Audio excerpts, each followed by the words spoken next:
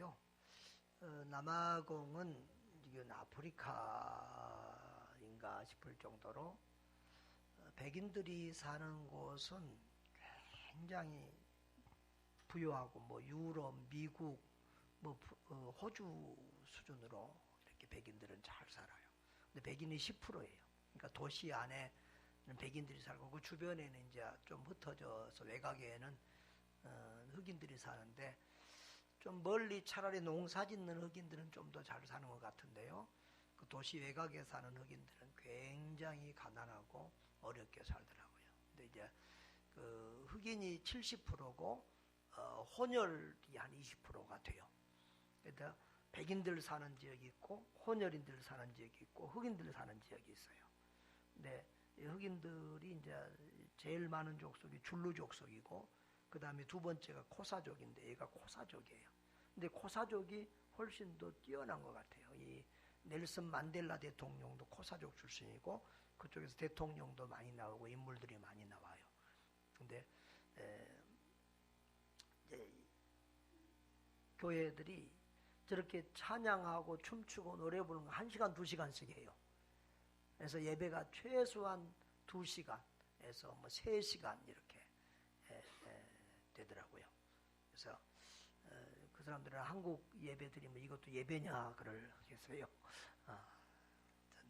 애들이 한 사람 한 사람 다 나와서, 그러니까 전체적으로 쭉 뭐 하다가 한 사람씩 나와서 저렇게 제주를 뿌려요. 다 똑같이 이렇게. 그래서 찬양도 계속 끝까지 찍으면요, 뭐 같은 한 곡 가지고 막 5분, 10분씩 해요. 막 그러면 하고, 그리고 또 뭐 하다 한 사람이 끝내면 또 아무 사람이나 또 한 번 노래를 선창해요. 그러면 또 다 같이 합창해서 부르고, 누구 기도 끝나면 또 누가 노래하고 또 선창하고 합창하고, 또 뭐 하나 끝나면 또 선창하고 합창하고 막 이런 식으로 하니까요, 도대체 예배가 언제 끝날는지를 몰라요.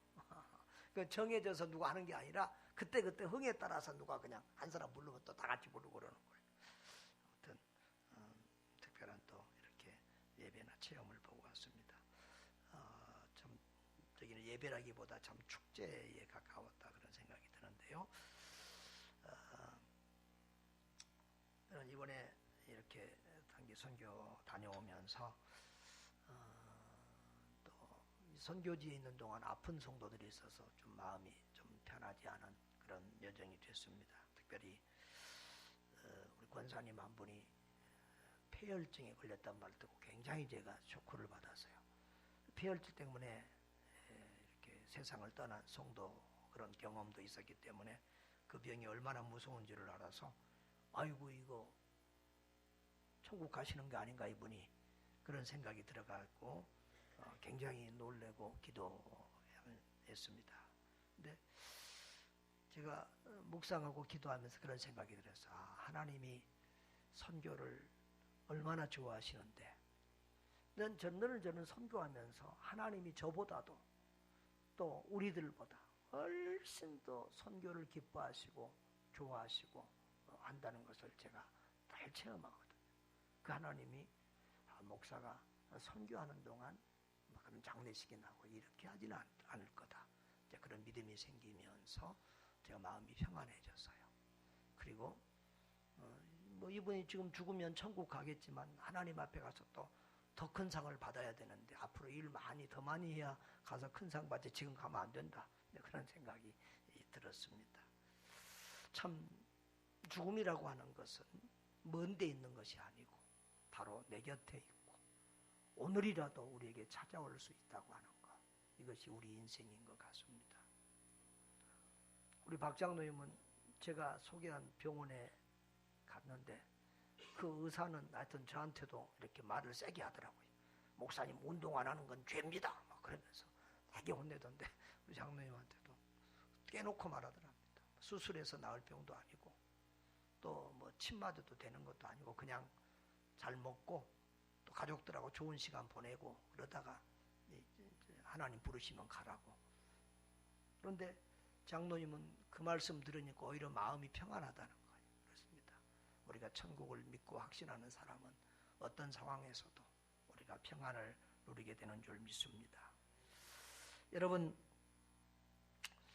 우리는 무엇을 위해서 살아야 될까요? 한 번밖에 없는 인생인데 무엇을 위해서 살아야 될까요? 어떻게 살아야 될까요? 여러분은 어떤 목적을 가지고 예수를 믿습니까?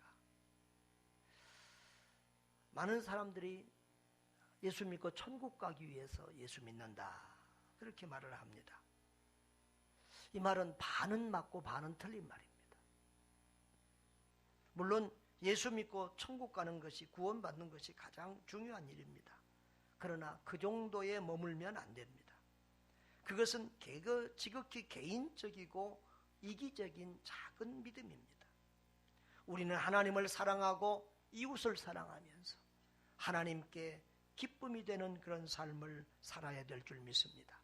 나만 잘 믿고 나만 구원받고 나만 천국 가는 그 정도가 아니라 우리가 하나님 사랑하고 이웃 사랑하고 또 다른 사람들도 우리가 만난 그 예수님을 만나고 그 예수 안에서 생명과 기쁨을 누리며 살아갈 수 있도록 우리가 이 예수 사랑, 이 복음을 전하며 살아야 되는 줄 믿습니다.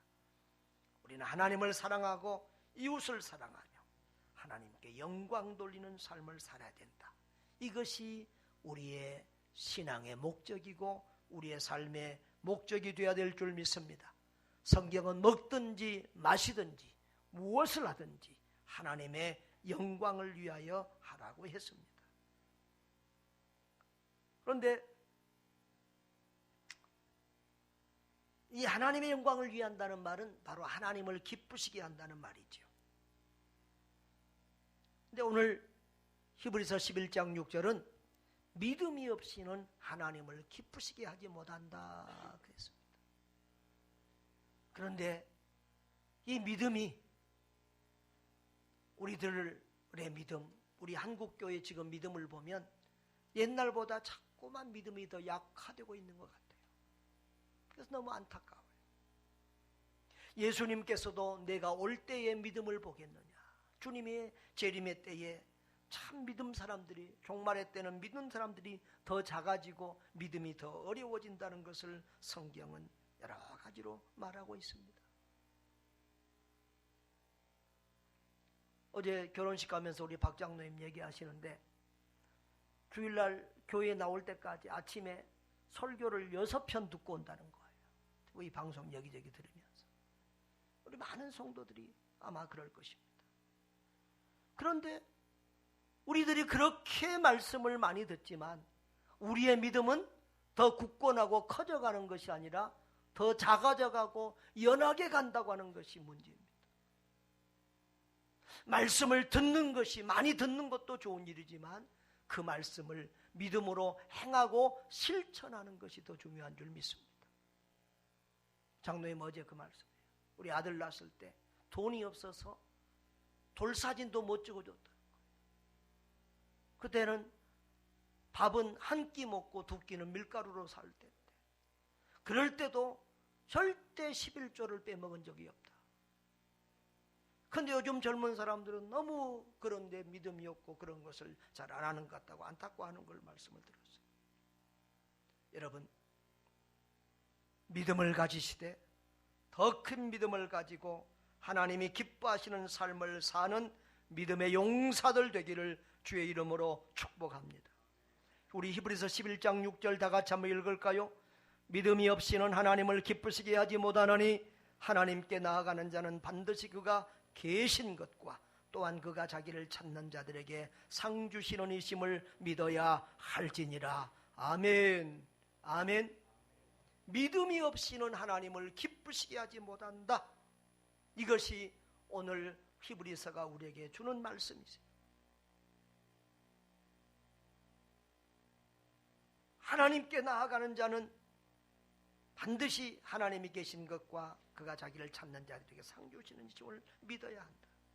하나님을 기쁘시게 하는 절대적인 조건은 믿음이라고 하는 것을 강조하고 있어요. 믿음 없이 다른 모든 것으로는 하나님을 기쁘시게 할 수 없어요. 뭐 잘난 사람, 똑똑한 사람, 착한 사람, 뭐 돈 많은 사람, 성공한 사람 다 좋지만 그런 것으로 하나님을 기쁘게 하는 것이 아니라 하나님을 기쁘시게 하는 절대적인 요소는 믿음이라는 것입니다. 여러분, 그 모든 복을 받되 믿음 위에 그런 복을 받으시기를 바랍니다. 1차적으로 우리가 받고 누려야 될 복은 믿음의 복인 줄 믿습니다. 다른 것이 다 있어도 믿음이 없으면 그는 하나님을 기쁘시게 할 수 없습니다. 우리는 하나님이 계신 것, 하나님의 존재를 확신해야 됩니다. 우리가 인생을 살다 보면 정말 하나님이 계신가? 이런 순간이 있어요. 믿음으로 착하게 사는 사람은 복을 받지 못하고, 믿음 없이 인간적인 방법으로, 세상적인 방법으로 사는 사람들이 오히려 잘되고 복을 받는 것 같은 그런 모습을 볼 때도 많이 있고요. 억울한 일을 당할 때, 힘든 일을 당할 때, 여러 복잡한 일들을 보면서 하나님의 공의가 이 땅에 이루어지지 않고 있는 그런 모습을 보면서 우리는 시험이 들 때도 있고, 하나님이 계시는가 이런 생각을 할 때도 있어요. 그러나 여러분, 어떤 경우에도 하나님은 살아계신다. 여기 반드시 그가 계신 것과 그랬어요. 반드시 하나님은 살아계시다는 것을 믿으시기를 주의 이름으로 축복합니다. 옆에 분한테 반드시 하나님 살아계신 것을 믿으시기 바랍니다. 여러분, 이렇게 길고 짧은 것은 대봐야 돼요. 짧은 순간에는 하나님의 공의가 이루어지지 않는 것 같고 그렇지만 긴 시간을 봐보세요. 반드시 하나님의 공의가 서고, 그리고 하나님께서 이 세상을 다스려 가심을 느끼고 체험할 수 있을 것입니다. 또 하나님은 자기를 찾는 자들에게 상 주시는 이심을 믿어야 한다 그랬어요. 하나님은 하나님을 사랑하고 하나님을 찾고 구하는 자들에게 은혜 베푸시고 복 주시기를 좋아하시는 하나님이세요. 하나님을 위해서 헌신하고 희생하는 자들에게, 그리고 그의 후손들에게 하나님은 결코 배반하지 않으세요. 반드시 은혜를 베푸시고 복을 주시는 좋으신 하나님인 것을 믿으시기를 바랍니다.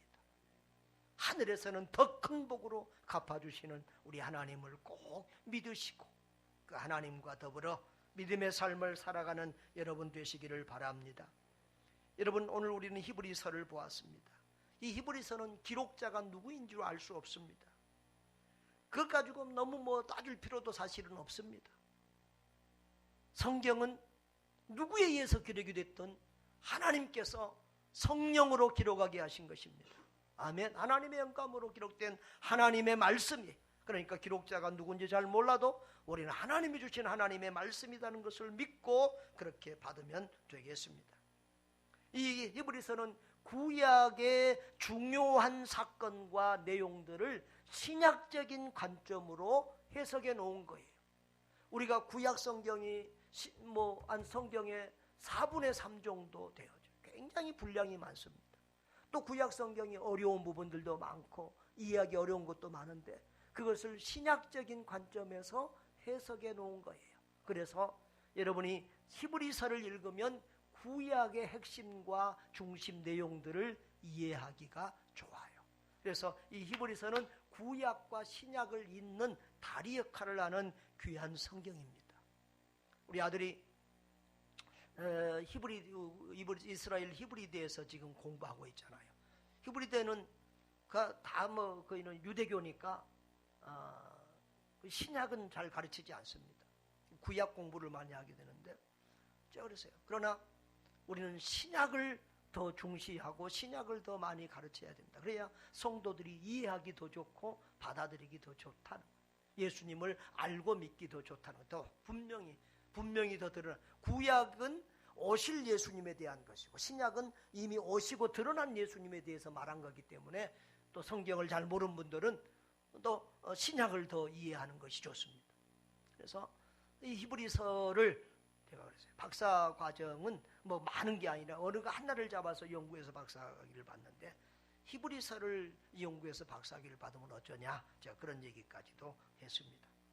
이 히브리서 11장은 믿음장이라고 우리가 흔히 부르기도 하는데, 왜냐하면 믿음이라는 말이 수십 번 반복되고 있어요. 믿음이 무엇인지를 말하고, 그리고 믿음으로 산 사람들은 어떤 삶을 살았다고 이렇게 기록을 하고 있어요. 여기 많은 믿음의 조상들, 믿음의 선진들이 믿음으로 어떻게 이 세상을 이기고 살았는지를 기록하고 있습니다. 믿음으로 구원받고, 믿음으로 자기를 이기고, 믿음으로 죄를 이기고, 믿음으로 세상을 이기고, 믿음으로 사탄마귀를 이기고 승리의 삶을 살았음을 기록하고 있습니다. 저와 여러분도 믿음으로 이런 승리의 삶을 살 수 있기를 주의 이름으로 축원합니다. 여러분, 우리는 믿음으로 구원을 받습니다. 이 믿음이라고 하는 그런 데 뜻은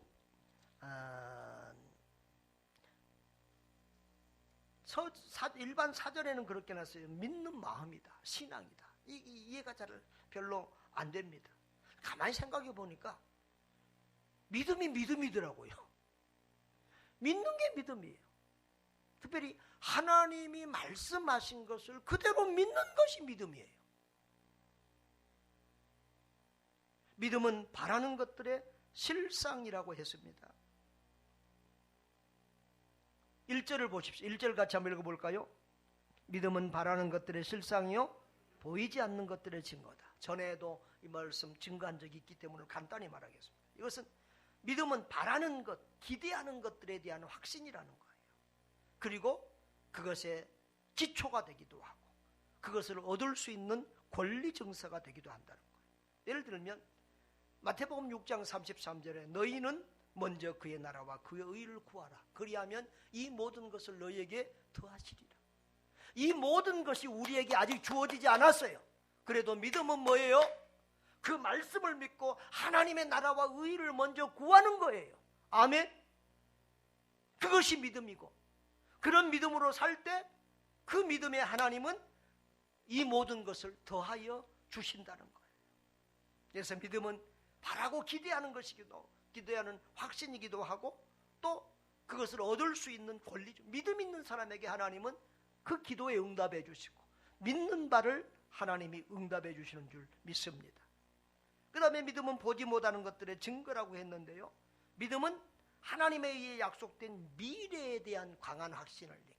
무슨 확신이요? 현재보다 미래에 대한, 아직 오지 않는 것, 아직 보이지 않는 것에 대한 확신을 믿음이라고 해요. 우리는 눈으로 보는 것을, 보이는 것을 믿음이라고 말하지 않아요. 여기 손원신 선생님, 손 한번 들어보세요. 이 사람이 손원신인 줄 믿습니까? 근데 이런 보이는 것을 믿음이라고 하지 않아요. 또 이미 과학적으로 증거되고, 여러분 하늘에 이 지구와 같은 많은 이런 위성들, 별들이 있는 줄 믿습니까? 믿어요? 이것은 이미 다 과학적으로 증명이 된 거기 때문에 이런 걸 믿는 것을 믿음이라고 하지 않습니다. 믿음은 눈에 보이지 않는 영적인 세계, 그리고 눈에 보이지 않는 미래를 현재처럼 믿는 것, 실제로 일어날 것처럼 그 믿는 것을 믿음이라고 하는 것입니다. 특별히 하나님의 말씀으로 약속한 것을, 미래의 사건을 오늘처럼 믿는 것이 믿음이에요. 그래서 오늘 특별히 우리가 본 본문은 이 노아와 아브라함에 대한 얘기들이 있는데요. 노아도 마찬가지. 노아는 하나님이 뭐라고 그랬어요? 언제의 홍수가 일어난다? 120년 후에 홍수가 일어나서 모든 사람을 다 멸할 것이다 라고 했을 때 노아는 그 말씀을 믿었어요. 다른 사람들은 비웃고 조롱했어요. 무슨 홍수가 나냐고, 이렇게 날씨가 좋은데 무슨 홍수가, 불이 얼마나 불어서 사람을 다 죽이냐고 비웃고 조롱하고 노아가 경고하고 말해도 아무도 듣지 않았어요. 그러나 노아는 하나님의 그 말씀을 믿고 산 꼭대기 위에다가 120년 동안 배를 지었어요. 방주를 지어서 나중에 사람들 다 죽고 노아의 가정만 살아남았잖아요. 그렇게 믿음은 아직 눈에 보이지 않는 먼 미래의 사건이지만 그것을 믿고 가는 것이 믿음인 줄 믿습니다. 아브라함도 갈 바를 알지 못했지만 하나님이 본토 친척 아비 집을 떠나가라고 했을 때 그 미래를 향하여, 보이지 않는 곳을 향해서 말씀을 의지해서 나아갔어요. 그것이 믿음이라는 거예요. 그런데 이 믿음은 그리스도인에게 어떤 중요성을 가지고 있죠? 오늘 이 히브리서는 믿음이 없이는 하나님을 기쁘시게 못한 자라고 이 믿음의 절대성을 강조하고 있습니다. 여러분, 믿음이 없이는 결코 하나님을 기쁘시게 할 수 없음을 믿으시기를 바랍니다. 다른 것 아무리 많이 다 가지고 있어도 믿음으로 살지 않으면 하나님이 기뻐하실 수 없어요. 로마서 14장 23절에도 믿음을 따라 아니하는 것은 다 죄니라 그랬어요. 믿음으로 하지 않고 인본주의적으로 사는 것은 다 죄라 이거예요. 돈을 의지하고 사는 것이 그게 죄예요. 사람을 의지하고 사는 것, 그것도 죄예요. 권력을 의지하고 사는 것, 그것도 잘못된 것이에요. 하나님을 믿고 하나님을 의지하고 살아야 되는 것입니다. 그리스도인은 믿음으로 살아요.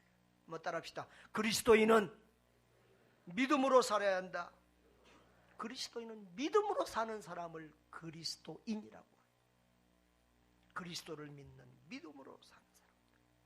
그러면 이 믿음에는 어떤 능력과 복이 있습니까? 여러분, 믿음으로 구원을 받죠. 믿음으로 구원받습니다. 믿음으로 구원받는 것을 믿으시기 바라요.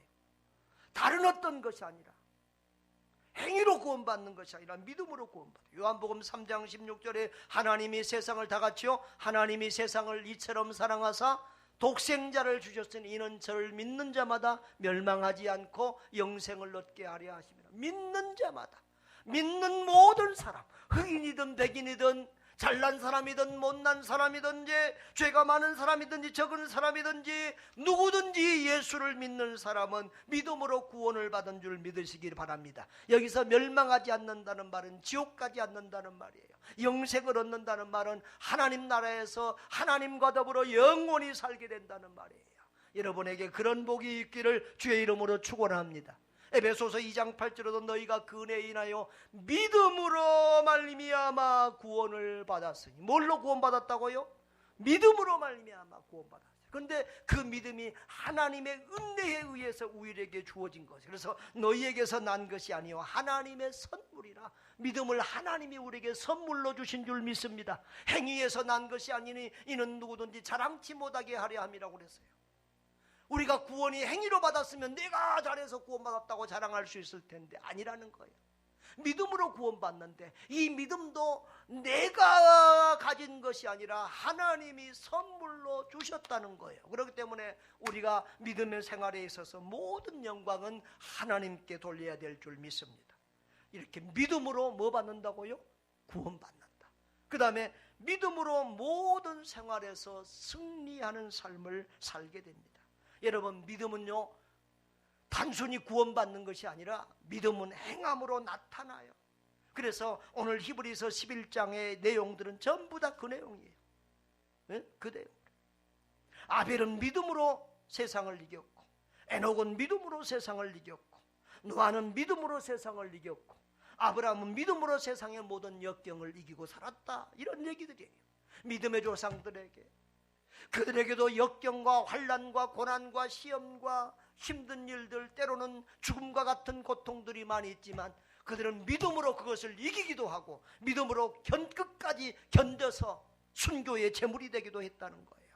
33절에서 그 뒷부분에 보면 이런 내용들이 더 이렇게 확실히 하나 있는데요. 33절에서 보면 그들은 믿음으로 나라를 이기기도 하며 의를 행하기도 하며 약속을 받기도 하며 사자들의 입을 막기도 하며, 다니엘은 믿음으로 기도했을 때 하나님이 사자의 입을 막아서 다니엘을 살려주셨잖아요.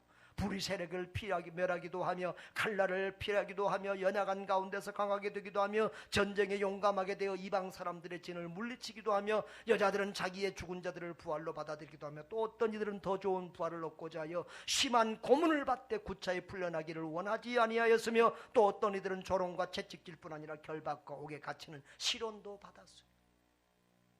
믿음으로 잘되고 복을 받은 것도 있지만 믿음으로 어떤 고난과 어려움도 이기고 인내하며 최후 승리를 거둔 것도 있는 줄 믿습니다. 이렇게 믿음으로 모든 것을 이기는 것. 저는 수십 년 동안 예수 믿으면서 그런 생각을 해요. 예수님은 만능키다. 믿음은 만능키다. 뭐라고요? 만능 열쇠라고요. 예수로 안 열리는 문이 없어요.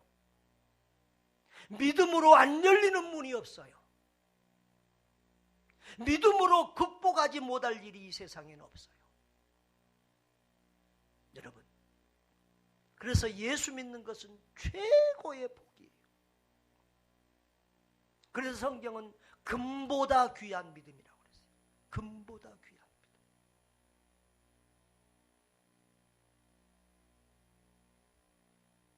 돈 의지하고 사는 사람들은 돈 없으면 못 살아요. 그런데 믿음 있는 사람은 돈이 없어도 살고 건강을 잃어도 살고 모든 것이 없어도 다 살 수 있어요. 할렐루야. 어디를 가든지 살 수 있고 무슨 일을 하든지 승리할 수 있어요. 여러분들이 그런 위대한 믿음의 용사들 되시기를 주의 이름으로 축복합니다.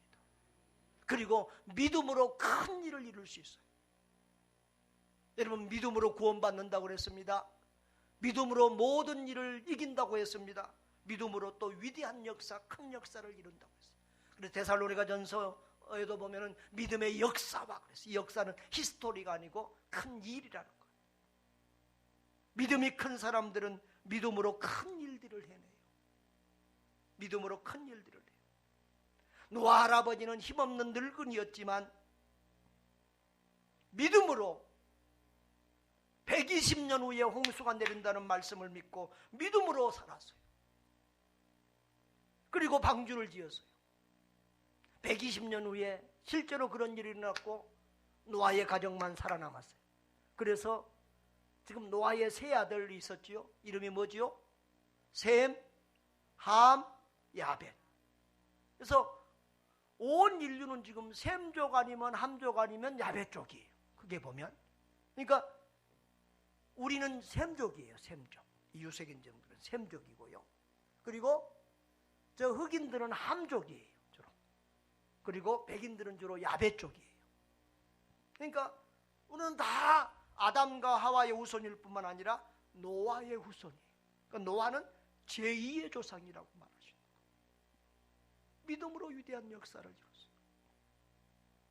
여러분, 아브라함은요, 갈대아 우르에서 우상을 섬기는, 원래 믿음의 가정이 아니에요. 우상을 섬기던 그런 보잘것없는 사람이었지만 그가 하나님의 말씀에 순종하여 믿음으로 살았을 때 위대한 믿음의 조상이 됐어요.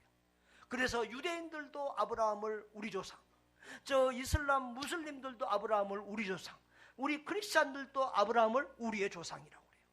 아브라함 믿음의 조상. 이렇게 믿음으로 살 때 하나님의 큰 역사를 이루어요. 다윗은 보잘것없는 목동이었지만 믿음으로 나아갔을 때 저 골리앗을 쳐서 물리치고 위대한 승리를 이뤄내고 그리고 이스라엘의 왕까지 되는 그런 큰 역사를 이뤘잖아요. 아멘. 이스라엘 백성들이 여리고를 돌라는 하나님의 말씀에 믿음으로 순종했을 때 그 거대한 여리고성이 와르르 무너지는 큰 역사를 이루었잖아요. 여러분, 믿음은 이렇게 믿음 큰 일을 하는 거예요. 믿음만큼 큰 일을 해요. 그래서 저는 이번에 선교를 주면서 이런 말씀을 뇌리에 새기고 그리고 제 메모장에 이렇게 적었어요. 한번 따라 하실래요? 믿음만큼 순종하고 믿음만큼 일하고 믿음만큼 헌신한다. 헌신한 만큼 하나님이 복을 주신다. 한 번만 더 따라 하실래요? 믿음만큼 순종하고 믿음만큼 일하고 믿음만큼 헌신한다. 믿음만큼 헌신한 만큼 복을 받는다. 이게 깨달은 중요한 포인트였어요. 많은 선교사님들이 있지만 믿음의 분량에 따라서 하나님이 쓰는 그릇들이 다르고 하는 일들이 다르더라는 거예요. 여러분, 믿음은 행함으로 나타나요. 많은 열매로 나타나는데 특별히 세 가지를 저는 이번에 생각했어요. 믿음은 사랑으로 나타난다. 믿음은 순종으로 나타난다. 믿음은 헌신으로 나타난다. 사랑과 믿음이라는 말이 어떻게 보면 하나예요. 내가 하나님을 사랑한다는 말은 하나님을 믿는다는 말이에요. 여러분, 믿으면 사랑해요. 사랑하면 믿어요. 그래서 고린도서에서도 보면은 사랑은 모든 것을 참으며 모든 것을 믿으며 그랬어요. 여러분, 하나님이 아브라함을 시험했어요. 독자 이삭을 내게 바치라 그랬을 때 아브라함이 어땠어요? 기꺼이 독자 아들을 하나님께 바쳤어요. 그때 하나님이 아브라함아 내 아들 독자를 죽이지 말아라. 이제야 내가 나를 경외하는 줄을 내가 알겠다 그랬어요. 하나님이 그 아브라함의 행함의 믿음을 보기를 원했어요. 헷갈려요. 100살에 아들을 얻어놓으니까 너무 아들한테 이삭하고 정신을 못 차리니까 저놈이 나를 더 사랑하나 이삭을 더 사랑하나. 테스트를 하나님이 시험을 하고 결정적인 순간이 딱 오니까 하나님, 아브라함은 절대 하나님 아들을 죽여서까지도 하나님 말씀에 순종하고자 하는 그런 믿음을 보일 때 아브라함아 이제 내가 네 믿음을 인정하겠다. 네가 나를 얼마나 사랑하는지. 경외라고 하는 말은 두려운 마음으로 사랑하는 것을 말해요. 네가 나를 얼마나 사랑하는지, 독자 아들보다도 나를 더 사랑한다는 것을 내가 이제 확실히 인정하겠다. 할렐루야. 그리고 그 아브라함을 축복하시고 아브라함의 자손을 통해서 하늘의 별과 같이 땅의 모래와 같은 수많은 믿음에 이른 사람들이 일어나고 아브라함이 복의 근원이 될 것을 말씀하셨어요. 할렐루야. 여러분, 믿음은 순종이에요. 믿으면 순종하는 거예요. 노아는 하나님을 믿었기 때문에 120년 동안이나 방주를 짓는 그 수고를 아끼지 않았어요. 믿음의 특징은 순종. 이번에 배송호 선교사님, 아까 사진 2개 했는데 안 보여줬네. 배송호 선교사님 가정에서 며칠 동안 기거했어요. 저희는 숙소를 얻어서 있으려고 그랬더니 자기 집에 있으라고 그래서 먹고 자고 그곳에 며칠 있었는데 저녁 식사를 하고 하면은 우리 김용부 집사님은 집에서도 그렇게 잘해주는데 거기서 밥 먹고 그릇을 닦는 거예요. 나는 속된 말로 쪽팔리더라고. 나는 집에서 그런 싱크대에 넣어주는 정도거든요. 근데 거기 사모님도 있고 딸이 다 큰 대학원 나온 딸들이 셋이나 있는데 집사님이 가서 그릇 닦는 거예요. 하지 말아 해도 꼭 또 아주 훈련이 잘 됐는지 그렇게 꼭 하시더라고. 그리고는 얘기를 안 하고 들어가셔 버려. 자기 방으로 들어가셔. 권사님하고 카톡하려고 그러는데 들어가셔 버려. 나만 이제 같이 이렇게 얘기를 들어서 이제 김 집사님은 못 들었어요. 근데 두 분이 어떻게 결혼했는지 너무 궁금한 거예요. 왜냐하면 사모님이 장애가 있어요. 이렇게 푹 맞으니까 얼굴이 이렇게 찌들어졌어요. 근데 또 딸 하나도 약간 좀 그런 이제 인상기가 있어요. 그래서 어떻게 만났느냐고 물어봤어요.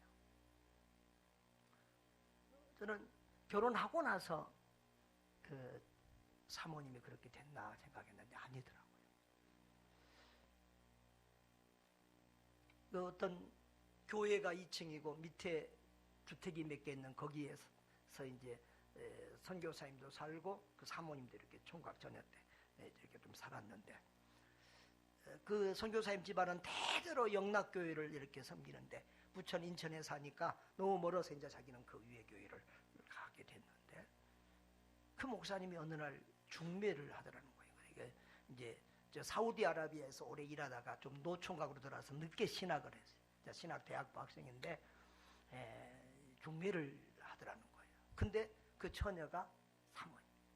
근데 이렇게 된 분이니까 아주 이런 지하에 거절하고 모질게 목사님이 민망할 정도로 어떻게 그런 사람을 나한테 소개할 수 있냐고 그렇게 아주 섭섭하게 말을 했다는 거예요. 그런데 가만히 그렇게 하고 보니까 하나님이 자기 양심을 찔리더라는 거예요. 얼마 전에 자기 친척이 그런 여자하고 사귀었는데 자기가 아주 엄청 반대했다는 거예요. 그런 여자하고 결혼하면 안 된다. 그거 유존된다. 그렇게 반대했는데 결국 결혼하더라는 거예요. 그런데 자기가 그 아픈 사람을 그렇게 상처 주고 그런 말을 했던 것에 대해서 양심에 찔림이 오고 하나님께서 그것을 자기에게 이렇게 다시 그 화살을 돌아오게 하더라. 그래서 하여튼 그 여자하고 결혼하려고 발버둥을 치고 다른 여자하고 결혼하려고 막 별 수단을 다 써도 안 되더라는 거에 다 틀어지더라. 그 하나님 앞에 기도하면서 엄청 회개를 하고 하나님 허락하시면 하겠습니다. 그래서 이제 목사님한테 다시 그 여자를 소개해달라고 했다. 사모님도 어떤 여자분이 동네 그 중매쟁이가 중매를 해서 다른 남자하고 사귀었는데 그 남자가 너무 좋아해가지고 결혼하자고 난리하고 안 한다고 그러니까 그 뭐 시어머니 될 분에서한테까지 전화 와가지고 우리 아들하고 결혼해주라고 사장하고 그런데 그럴수록 더 징그럽더라는 거예요. 그런데 오늘 그 목사님 사모님이 그 선생한테 한 선생 내가 결혼하는 사람과 무조건 결혼하겠습니까? 그러더래. 기도해보고요. 그러고는 하루를 기도하니까 아이고 사모님이 더 뭐 기도도 많이 하시고 영빨도 더 좋으신데 사모님이 하라는 사람하고 하면 되지 뭐. 그러고는 예 알겠습니다 그랬어요. 그랬더니 오늘 목사님이 이 옆집에 그러니까 그 사모님이 옆집 살았나 봐요. 어서 저기 예? 그 이제 우리 배성호 배 선생한테 이제 그 집으로 놀러 오라고 그랬던가 봐요.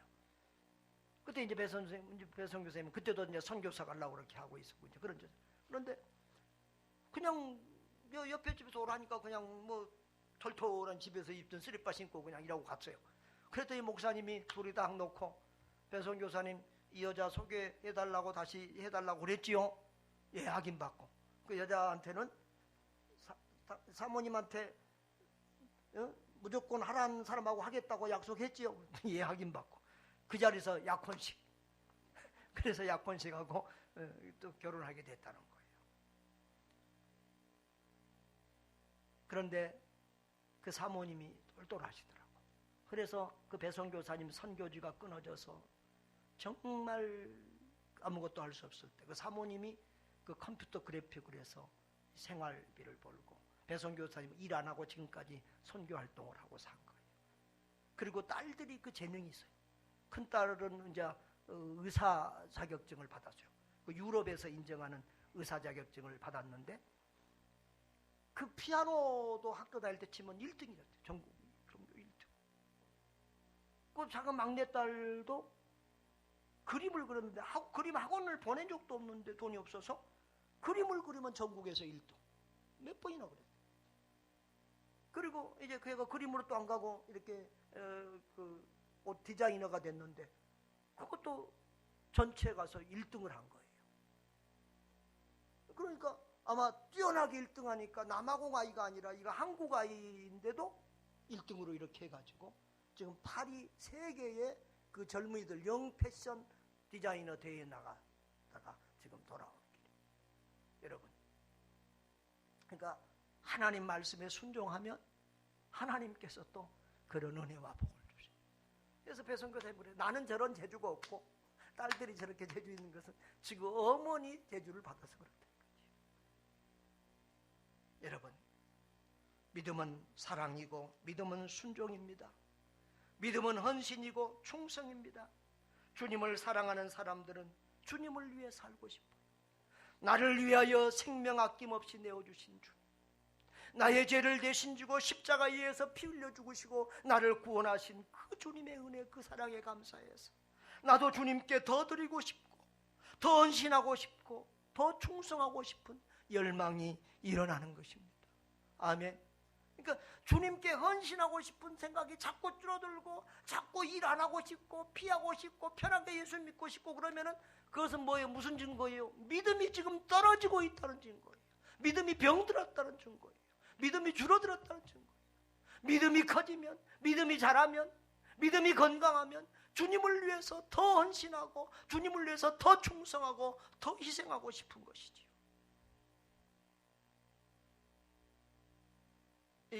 이번에 마지막 코스로 이 케이프타운을 갔습니다. 사실 다른 선교사님들은 근래에 아시는 분들이고 그 맹현수 선교사님은 우리 학교 다닐 때부터 친하게 지낸 수십 년간 지인이에요. 그래서 또 우리 교단에서 남아공에 제일 먼저 아프리카 선교사로 갔어요. 그래서 남아공 하면 맹현수, 케이프타운 이게 딱 제 머리에 있었습니다. 그래서 갔는데 케이프타운은 정말 좋은 도시더라고요. 아름다운 도시였어요. 근데 그 물개섬을 하루 보여줘서 배 타고 이렇게 가는데 조금 나가니까 이 조그만 섬에 가요. 물개가 수백 마리 새까맣게 깔려 있어요. 물개가 너무 많으니까 막 냄새가 막 징그럽더라고요. 그런데 거기 갔다 오는 길에 한데 수평선이 보여요.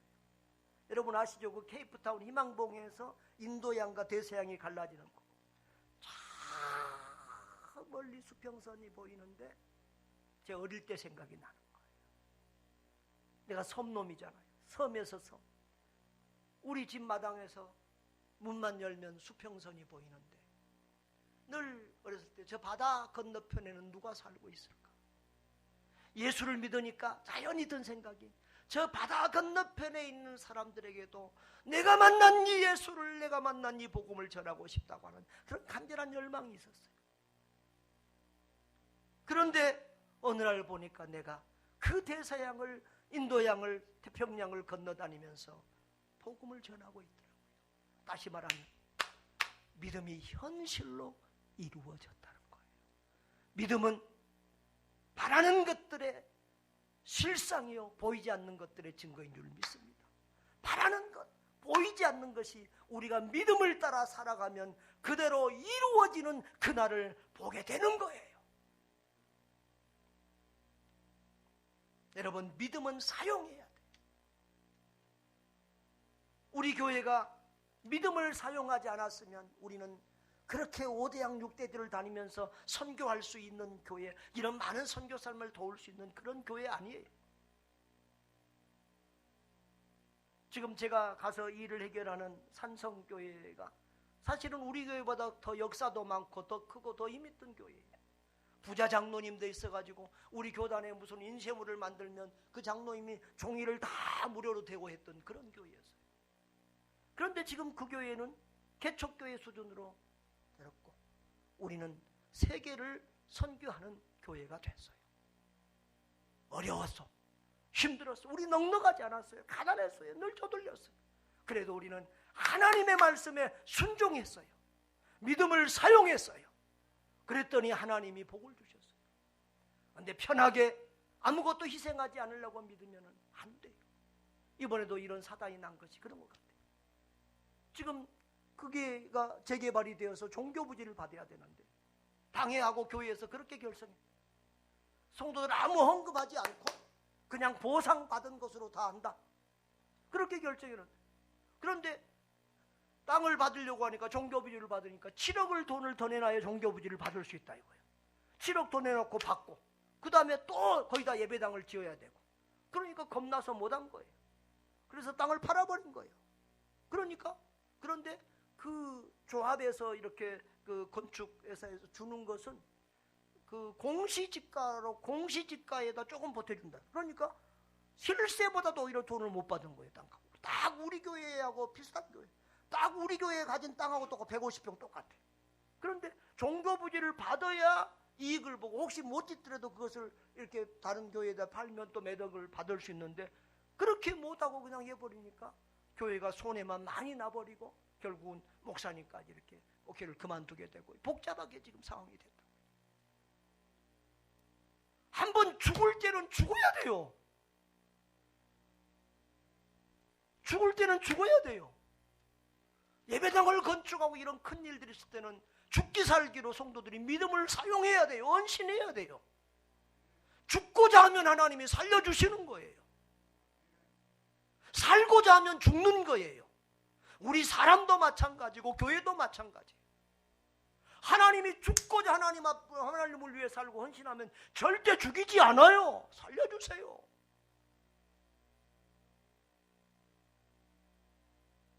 그런데 살려고 하면 죽어요. 개인도 교회도 마찬가지입니다. 여러분, 믿음을 자꾸 사용해야 믿음이 생깁니다. 자꾸 말씀대로 살아보세요. 내 생각대로, 내 머리로, 내 꾀로 살지 말고 무조건 하나님의 말씀에 순종해 보세요. 그래야 믿음이 자라요.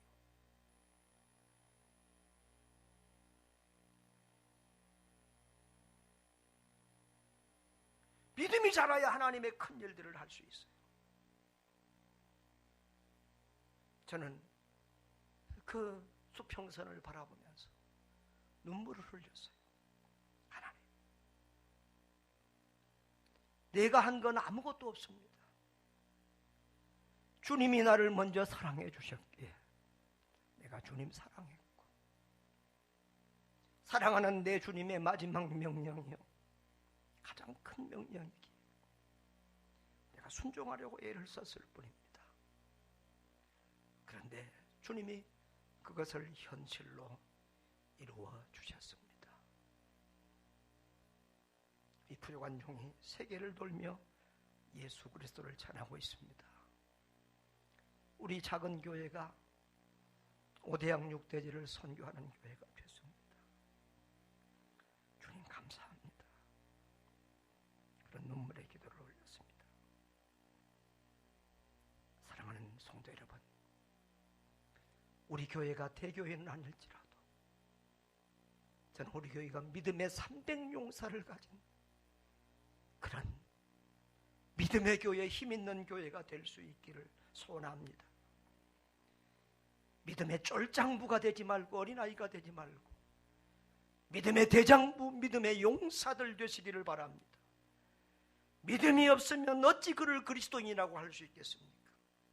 평생 위태위태한 작은 믿음. 저 사람 죽으면 구원받을까? 천국 갈 수 있을까? 늘 목사가 걱정스러운 그런 어리석은 믿음의 사람들 되지 마시기를 바랍니다. 겨우 구원받을 정도의 어린 믿음으로 살지 말고 주님 앞에 가서 큰 상을 받을 수 있는 믿음의 용사들 되시기를 바랍니다. 믿음만큼 순종하고 믿음만큼 일하고 믿음만큼 헌신합니다. 그리고 헌신한 만큼 하나님이 복을 주시고 크고 귀하게 사용하십니다. 여러분, 그런 복을 받아 누리는 저와 여러분 되시기를 바랍니다.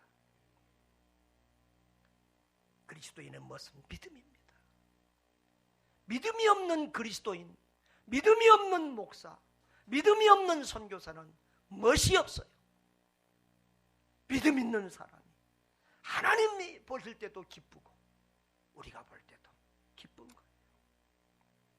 여러분, 믿음으로 하나님과 이웃을 더 뜨겁게 사랑하고 믿음으로 하나님 말씀에 무조건 순종하고 믿음으로 충성하시기를 바랍니다. 믿음으로 하나님의 큰 일을 이루는 하나님의 백성들 되시기를 주의 이름으로 축복합니다. 다 같이 통성으로 기도하겠습니다. 살아계신 아버지 하나님, 주의 은혜와 사랑을 감사합니다. 하나님은 우리에게 보배와 같은